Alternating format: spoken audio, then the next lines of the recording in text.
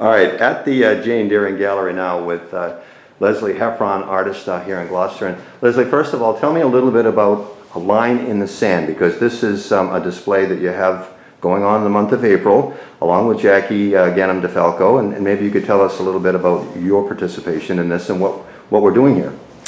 Jackie and I decided to have a show based on the work that we do. She does beautiful sea glass jewelry and pottery that she's found on the beach for many, many years. And I do work related to the Pigeon Cove Harbor where I live. We both love the ocean and we wanted to combine our mediums for the show. So A Line in the Sand for us is a line that can be crossed. It sort of is a jumping off point for new work. And so for the show, both of us decided we would do new things that we've never done before, crossing the line in the sand. Oh, okay, all right.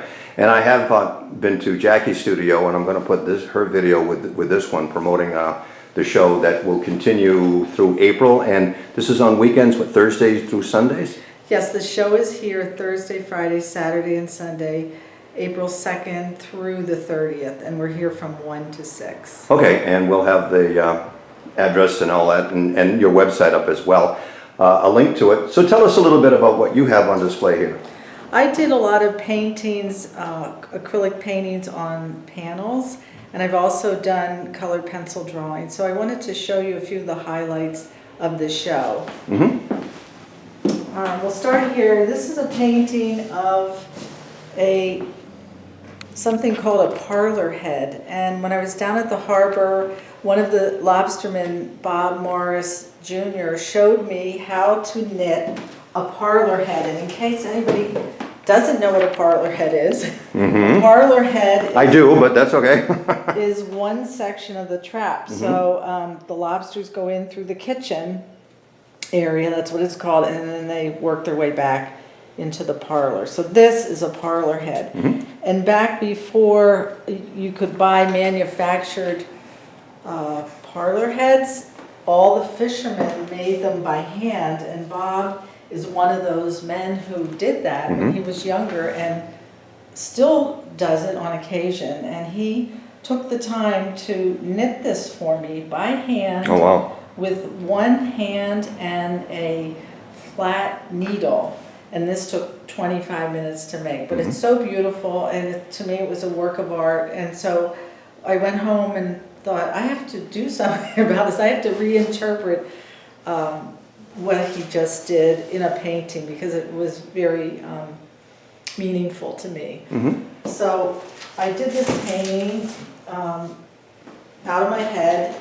A lot of the lobstermen wear blue gloves when they're working, and mostly when they're on the boats and when they're catching the lobsters so they don't get bitten.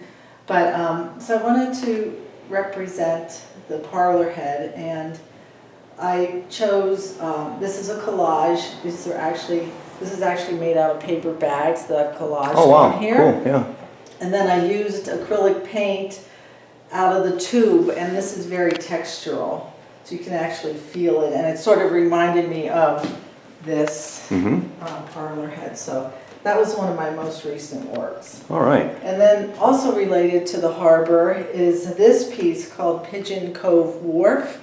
And I did this painting of the orange oilskins that the lobstermen wear. The light blue colors are the blue of the totes that they carry their bait in, and the dark blue represents the nighttime sky, or the early morning sky, because a lot of times they go out like around 4 or 5 o'clock in the morning when it's still dark. Oh, yeah.